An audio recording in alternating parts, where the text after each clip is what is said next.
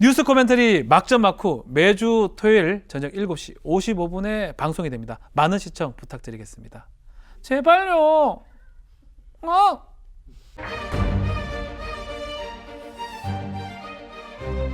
뉴스의 이면을 꿰뚫어보는 본격 속마음 정치 토크쇼 뉴스 코멘터리 막전 막후의 박지훈입니다. 네, 시사하는 개그맨 MC 장원입니다. 네, 저희가 지난 시간부터 유튜브 생방송도 진행을 하고 있거든요. 그런데 이 한 시청자분께서 계속 박지훈 변호사님 다음엔 꼭 의원 당선되세요라는 댓글을 계속해서 올리고 있습니다. 이 어떻게 된 영문인지 잘 모르겠거든요. 혹시 뭐 이 방송가에서 이름을 좀 떨친 다음에 정계로 입문하는 약간 저희가 익숙한 코스거든요. 이거 노리시는 거 아니에요? 사투리가 좀 있어서 네. 좀 쉽지는 않고요. 정치 생각은 전혀 사실 없는데 네. 그런 얘기를 좀 듣긴 들었습니다. 정치권에 절대 할 생각 없어요. 아이들이 많이 크고 있어요. 그래서 안 할 겁니다. 또 정치할 것 같은 두 분인데 오늘 소개를 좀 해드리겠습니다. 낯이 좀 익어요. 자, 먼저 이현주 변호사님, 안녕하세요. 예, 안녕하세요. 오랜만에 뵙습니다. 정치 하십니까? 아니요, 저는 그 정치를 할 만한 쇼맨십과 열정이 없습니다. 쇼맨십은 있는 것 같은데 열정은 잘 모르겠지만 네. 아무것도 없어요. 아닙니까? 얼굴 진짜 발개지셨어요. 제가 괜한 질문을 드렸군요. 네. 네, 알겠습니다. 일단은 정치를 하지 않는 걸로. 저는 일단 깜짝 놀란 게 제 네. 옆에 앉아 계셔가지고 전향하셨나 그랬어요. 예. 그쪽은 사실은 그쪽은 네. 장해찬 그리고 장성철 음. 국민의힘의 소속 분들이 앉는 자리입니다. 뭐 오늘 사실 국민의힘 정치 얘기를 할 거 아니니까 네. 사실은 부담 없이 아, 국민의힘 예. 얘기 하셔도 상관없습니다. 그죠? 네. 자, 오늘 막전 막후에 첫 등판한 한 분 또 소개해드리겠습니다. 천하람 변호사님, 안녕하세요. 네, 안녕하십니까. 네. 정치의 뜻이 있으시죠? 저는 정치 뜻이 아주 많죠. 솔직하십니다. 예. 네. 저는 깜짝 놀랐어요. 대기실에서 뵙고 네. 개그맨 선배님 오신 줄 알고. 저희 둘이 네, 원래 제가 저 선배님이랑 자리인데. 상당히 비슷하죠. 갈갈이 박균영 씨는 너무 닮았어요. 너무 좀 예. 그래서 원래 제가 저 자리 가야 되는데 네. 너무 이렇게 덩치가 겹친다고 또 저를 이쪽으로 배려해 주셨어요. 그럼 어떤 일이 생기냐면 개그맨 두 명이 앉아 있을까 봐 오해받을 수 있기 때문에 개그 프로로 오인할 수가 있습니다. 자리 배치를 그만큼 재밌게 해야죠. 예, 이해해 주시고 뭐 어디서 하고 있는지 소개 좀 해주셔야 됩니다. 예, 저는 고향은 대구인데 지금은 전라남도 순천에서 살고 있는 국민의힘의 순천갑 당협위원장 천하람이라고 합니다. 네, 반갑습니다. 막전 막후의 팩트 체커 이민영 서울신문 기자 자리했습니다. 네, 안녕하세요. 네. 네. 그런데 기자님은 뭐 자주 우리 늘 함께했던 분이시지만 이 조합이 좀 새롭습니다. 시청자분들이 좀 이 새롭다고 생각을 하실 것 같은데. 어색하죠. 지금 봤을 때는 개그맨 같기도 하고 아닌 것 같기도 하고. 근데 아는 분들 알겠지만 이 세 분의 공통 분모가 있습니다. 바로 서초동이에요.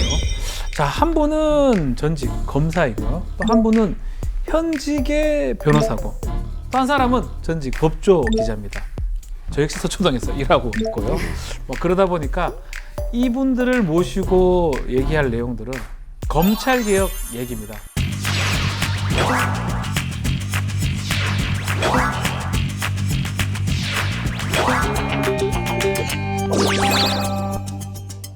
정치로부터 완전히 독립시키겠습니다. 견제장치를 만들겠습니다. 검찰개혁이 시급하고 절실하다는 공수처가 오늘 출범했습니다. 검경 수사권 조정을 위한 패스트트랙 법안. 윤석열 검찰총장은 중수청 설치에 대해 거듭 반대 입장을 밝혔습니다. 이제 가장 시급한 과제는 민생입니다. 국민과 당원은 같은 목소리로 개혁하라고 명령하신 것은 이미 이제 잡힌 그 방향을 안착시켜 나가면서 완전한 그런 개혁으로 나아가는 것이 문재인 정부 시작도 검찰개혁, 지금도 검찰개혁, 남은 1년도 검찰개혁, 정말 검찰개혁으로 시작해서 검찰개혁으로 끝난다라고 얘기해도 과언이 아닌 것 같은데 문재인 정부의 검찰개혁 지금 어떻게 평가하는지 이현주 변호사님부터요. 일단 공수처 설치를 달성한 것은 굉장히 높게 평가할 부분이고요. 예, 이제까지 검찰이 자기 식구 봐주기로 일관하던 거나 검사에게는 이 자기의 인사, 출세가 정의나 공정보다는 중요했잖아요. 그래서 권력의 눈치를 보면서 공직자 비리 부패 같은 걸 봐줘왔던 거가 이제 시정될 수 있다는 점에서는 굉장히 높이 평가하고 싶고요. 네. 아쉬운 점은 수사권과 기소권의 분리를 완전히 해내지 못했다라고 아하. 생각합니다. 그 수사라는 과정은 원래 자기 앞에 있는 피의자를 나쁜 놈이라고 생각하고 몰아가는 인권 침해적인 과정이 될 수밖에 없고, 그러다 보면은 터널 시야를 가지게 됩니다. 자기가 그렇죠. 한 사건이 기소할 건이 안 된다고는 생각을 못 하게 되거든요. 그 사건만 쭉 본다는 거죠. 그렇죠. 터널 시야라는 거는. 예. 네. 그런 점을 시정하려면 인권 침해적인 요소를 줄이고, 그리고 잘못된 기소, 잘못된 수사에 대해서 통제를 하려면은 수사 기소권이 완전히 분리돼야 하는데 그 점에서는 좀 아쉬운 점이 남습니다. 천 변호사님 어떻게 보십니까? 저도 그 검찰의 일부 개혁돼야 할 부분이 많이 있다라는 것 저도 많이 공감합니다. 네. 근데 저는 다만 좀 아쉬웠던 게 우리 문재인 정부 초기에 오히려 검찰의 매력에 너무 빠져 있었던 것이 아닌가. 그래서 국민들에 대한 신뢰나 타이밍을 조금 놓쳤던 게 아닌가 하는 아쉬움이 들어요. 어떤 의미에서? 문재인 정부 초기에 윤석열 검찰총장을 발탁하고 특수수사를 굉장히 늘리면서 네. 당시에 유례 없이 특수통들이 굉장히 약진하고 특수수사의 사실 전성기였습니다. 그러다 보니까 그때는 어찌 보면 검찰이라는 굉장히 매력적인 칼을 잘 휘둘렀죠. 네. 휘두르도록 놔뒀었는데 그러다가 이제 검찰이라는 칼은 근데 눈이 안 달려 있거든요. 아까 우리 이 변호사님 말씀하셨던 것처럼 본인들의 출세, 나의 명성을 위해서라면 나를 발탁한 사람도 수사하는 게 검찰이기 때문에 검찰 수사가 그래서 문재인 정부 쪽으로 오히려 칼끝이 돌아오니까 아하. 그제서야 이 칼을 버리겠다 아니면 쪼개겠다라고 하다 보니까 국민들께서 느끼시기에는 이 칼 자체가 문제인 게 아니라 잘 쓰던 칼을 이제 와서 버리려고 하는 정부의 태도가 문제인 것 아니냐. 그러니까 내로남불 논란이 불러일으키게 된 거죠. 네. 자, 검찰에 대한 평가가 어떤 지점에 따라서는 조금 다르려 보이는 측면이 있는 것 같습니다. 검찰 개혁의 대상은 맞습니다. 검찰입니다. 검사, 검찰인데 내부의 평가가 좀 궁금해요. 저도 뭐 주위에 검사들이 꽤 있지만 검찰 내에서는 이 개혁 어떻게 바라보고 있습니까? 그러니까 검찰에서는 이 논의 초기 때부터 했던 게 우리가 특수수사를 줄이고 경찰의 지휘권을 강화해야 된다, 뭐 이런 식으로 얘기를 했었어요. 그러니까 지금의 결과랑은 좀 차이가 있죠. 네. 그동안 검찰이 뭐 이명박, 박근혜 같은 전 대통령이나 뭐 이재용 삼성전자 부회장 같은 특수수사 사건이 주로 주목을 받았는데 사실 검찰 사건에 가장 많은 건 형사 사건이잖아요. 그래서 이 형사부 기능을 강화해야 한다는 게 검찰의 대체적인 주장이에요. 그러니까 법률가인 검사가 좀 수사를 스크리닝을 해야 된다, 이런 취지인데. 근데 이것도 약간 전공마다 다른 게 이제 검찰의 특수통, 뭐 공안통 이렇게 있잖아요. 그래서 특수통 같은 경우에는 지금 특수수사를 조금 줄여서 오히려 뭐 부패 범죄가 판을 칠 수 있다, 뭐 이런 우려의 시각도 있습니다. 네, 제가 궁금한 건 그동안 이 검찰 개혁을 검찰에게 맡기지 않았습니까? 이 스스로 개혁한다는 게 굉장히 쉽지 않은 일일 텐데 당연히 내부적으로 반발이 뒤따를 수밖에 없었을 것 같습니다. 그런데 또 다른 시각에서 바라보면 그렇게 반발이 심했다는 건 그만큼 또 잘한 부분도 있었기 때문이 아닌가라는 생각도 들거든요. 어떻게 볼 수 있을까요? 그러니까 검경 수사권 조정을 시작한 게 검찰이 권한이 너무 막강하니까 조금 덜어내야 된다.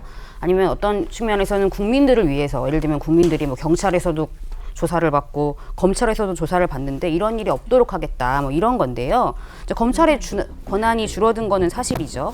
수사 범위가 조금 줄었고, 그리고 이제 그 공수처가 생기면서 범위가 더더욱 줄었고요. 권한 분산이 된 거는 이제 긍정적이다. 근데 이제 물론 반대 의견도 많아요. 검찰이 여전히 영장 청구권 독점하고 있고, 그리고 6대 범죄라고 해도 사실 따져보면 되게 범위가 넓다, 뭐 이런 시각도 있긴 합니다. 근데 생각해보면 경찰의 권한이 반대로 조금 넓어진 건 있거든요.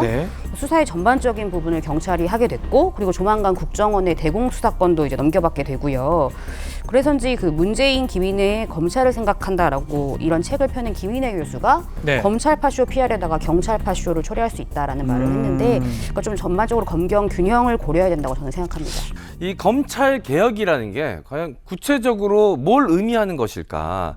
일반 시민들에게는 조금 먼 얘기처럼 들릴 수도 있거든요. 그러니까 누구나 이해할 수 있게끔 검찰 개혁의 이유 그리고 의미를 좀 설명해 주시면 감사하겠습니다. 제가 이해하면 웬만한 사람들 다 이해한 거거든요. 장원 씨를 이해시키기 쉽지가 않습니다.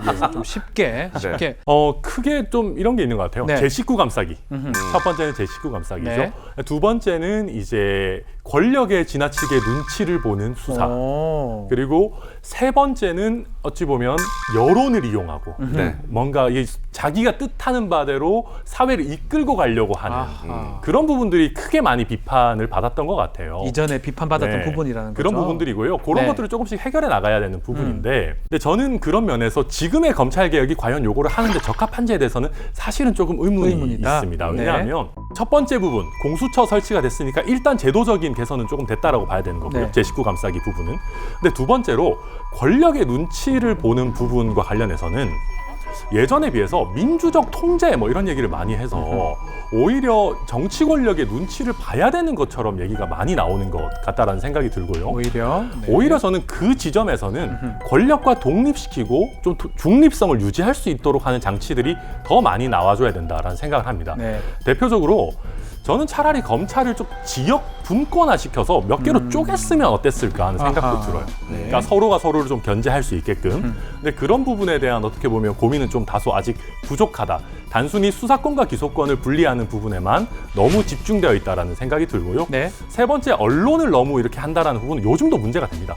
뭐 하면 자꾸 흘리고 본인들 그 검찰 조직에 뭐 이런 것들, 유리한 것들, 불리한 것들을 이렇게 불리한 거는 감싸고 유리한 건 흘리는 이런 일들이 있는데 이런 거는 정말로 앞으로 근절이 돼야 되겠죠.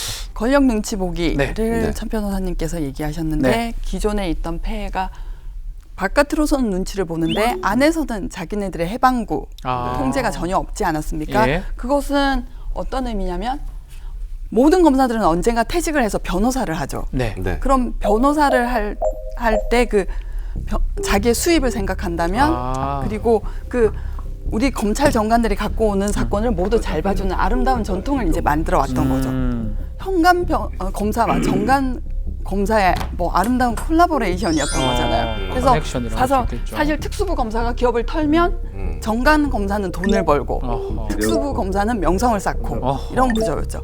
그래서 가령 나임 펀드나 옵티머스 펀드를 예를 들면 저는 뭐 민생하고 개혁이라는 게 분리될 수 없는 과제라고 생각하는데요. 이거 퇴직금 3억, 5억을 펀드에 맡겼단 말입니다. 뭐 안정적으로 연 3.5%를 보장한다. 뭐 이런 거에 속아서. 그런데 투자 설명서하고는 전혀 다른 방법으로 M&A 자금으로 활용되거나 뭐 투기적인 투자를 하거나 그랬는데 이게 안 걸러지죠. 금융감독원도 봐주고. 그러면은 검찰 단계에서 넘어오면은 검찰 정관들이 활약하는 아수라장이 되는 거죠. 그래서 민생을 위해서도 검찰은 꼭 개혁되어야 된다. 그런데 우리 라인펀드에서 벌어진 양상을 봅시다. 윤관근 변호사는 라인펀드 재개 위해서 로비하고 다녔죠. 그렇죠. 지금 뭐 법률 자문료로 2억 받으시고. 실형 선고가 됐었죠. 지금. 그리고 검찰은 그 와중에서도 강기정 수석이 5천만 원을 청와대에서 받았다. 정권 대치기로 나왔지 않습니까? 이런 것들 모든 폐단이 시정되어야 정말 국민을 위한 검찰이 될 수 있다고 생각합니다. 검찰 개혁들을 얘기를 했는데 근데 좀 이해가 안 되는 것도 아마 일반 국민들이 가지는 검찰 개혁의 어떤 생각 중에 김학의 전 차관 사건을 많이 떠올릴 것 같거든요. 장원 씨 그렇지 않습니까? 네, 맞습니다. 2번이나 무혐의 판결을 받지 않았습니까? 그리고 해외 출국 금지한 걸 두고 이제 절차상 문제를 삼은 게 또 다시 문제가 되고 있는데 저는 좀 이해가 되지 않더라고요. 분명히 혐의가 있는 사람이고 해외로 출국하는 걸 막는 게 절차상도 그런 것들도 합법성도 중요하지만 일단 못 나가게 막는 것이 중요하지 않는가라는 생각을 많은 분들이 하시거든요. 그렇죠. 일반 국민들은 우리 장원 씨처럼 많이 생각을 하거든요. 천 변호사님. 왜 저렇게 절차를 저기서 따지지 그 전에 따지지 않고 이런 질문들을 항상 하세요. 저도 변호사로서 답변을 해주기가 좀 곤란한 측면도 있는 것 같고요. 어떻습니까? 네, 사실 굉장히 어려운 질문이죠. 이게 한 1,000억 정도 사기친 사람이 있어요. 우리 모두 다 이 인간이 사기꾼인 줄 알아. 출국하려고 그래. 그 사람 막아야 됩니까? 안 막아야 됩니까? 100억이면 10억이면 이게 선을 긋기가 굉장히 어려운 거예요. 구체적 기준을 만들기가. 그렇죠. 그러면 그 한 담당 검사의 정의감에만 기대서 이 기준을 설정하게 놔두게 되면 결국 그 출국이라는 것도 기본권이거든요. 우리가 나라 나가서 여행하고 싶을 때 여행의 자유가 있는데 그걸 막으려면 기본적으로 법의 근거가 있어야 된단 말이죠. 이건 사실은 들여다보면 그간의 판례로도 정리가 된 부분입니다. 왜냐하면 출국에 관해서 그 긴급 출국 금지의 대상자가 사형, 무기, 장기 3년 이상의 죄를 범한 혐의가 있다고 의심되는 네. 피의자예요. 그러니까 피의자인데 김학의는 그때 형제 번호, 박 변호사는 잘 알죠. 피의자면은 형제 번호가 붙어야 되는데 번호를 따야 되는데. 예. 근데 거기서 피의자라는 거는 실질설, 혐의가 있으면 되는 거지. 그렇죠. 뭐 지금 내사 번호가 있는지, 뭐 수사 번호가 있는지, 형제 번호가 있는지는 중요하지 않다라는 게 대법원 판례죠. 예, 대법원 판례고 이때까지 간행도 출입국 관리소에 그간 접수된 긴급 출금서를 보면은 내사 번호가 있는 것도 있고 내사 번호가 아예 없는, 그러니까 사건 번호가 아예 없는 것도 있고. 근데 왜 이규원 검사만 이렇게 고초를 치러야 하느냐? 이건 저는 화풀이 수사라고 봅니다. 화풀이다 이거는. 네, 출입국 관리사무소에서 법무부에 연락을 한 게 밤 11시. 네. 출국 금지 신청서가 제출된 것이 밤 12시. 맞습니다. 1시간 안에 그 야밤에 네. 정식 사건 번호를 떼려면 동부 지검 그 전산 임적 직원들한테 연락을 해서 깨워서 동부 밤에. 지검장을 깨워서 밤에. 꼭 가능하지 않습니다. 어허. 그러면 이미 탑승해서 저 영공 벗어나 있습니다. 예. 그리고 이규원 검사가 그때 그 작성을 할 때 법무부와도 협의를 했고 대검하고도 연락을 했고 이게 나중에 보정될 거라고 기대를 하고 한 거지 그때 허위 공문서 작성에 고의는 없는 거죠. 일단 이거는 뭐 재판이 지금 진행 중이니까 뭐 결과를 좀 우리가 봐야 될 것 같아요. 저는 이 질문을 다 드리고 싶어요. 나를 그 자리에 한번 넣어, 이 김학의 자리에 넣고 싶진 않고요. 이규원 검사 자리에 갔을 때 그러면 우리 장원 씨 같은 경우는 뭐 검사가 어릴 때 꿈이었다고 제가 들었는데 제가요? 네.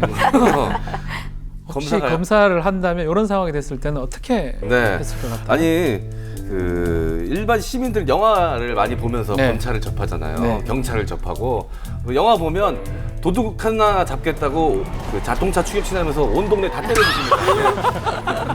그러면서도 관객들은 경찰을 응원하지 도망가는 범죄자를 응원하지 않거든요. 네. 기본적인 정서는 어떻게든 붙잡아두는 것이 맞다라는 데 동의를 하지 않을까라는 생각이 듭니다. 근데 이거 뭐 제가 들은 에피소드인데 네. 사실 지금 우리가 봐서 문서 하나하나가 적법하느냐 형식에 맞느냐를 따지는 거지만 그때는 정말 시급하고 예, 목매다는 사안이었죠. 그래서 이규원 검사 그 뒤로 사실 그 검찰 수뇌부, 법무부 수뇌부로부터 몹시 칭찬받은 검사입니다. 자네가 이때 일을 잘 못했으면 우리 법무부 장관하고 검찰총장이 손잡고 사퇴했어야 했네. 지금 사실은 검찰은 2번이나 봐준 사안을 이것까지 놔주면 난리가 나는 거죠. 고민이 많이 됐을 것 같아요. 저도 뭐 군 검사를 한 적이 있지만 뭐 이런 상황은 뭐 겪어본 적 없지만 저라면 바로 인천공항 갔을 것 같아요. 네. 어디 가려고 합니까? 어이? 좀 기다려보소. 안 되면 내가 내일 표 끌어줄게요. 이거 한번 해보고 갑시다. 내 사건 번호 따올 테니까 좀 기다려주소. 이렇게 나도 입건 안 되고 나도 문제 없고 김학의 차관도 맞고. 아, 그럼 김학의 차관이 순순히 따라주나요? 안 따라주면 소리를 좀 더 질러야 되겠지. 네.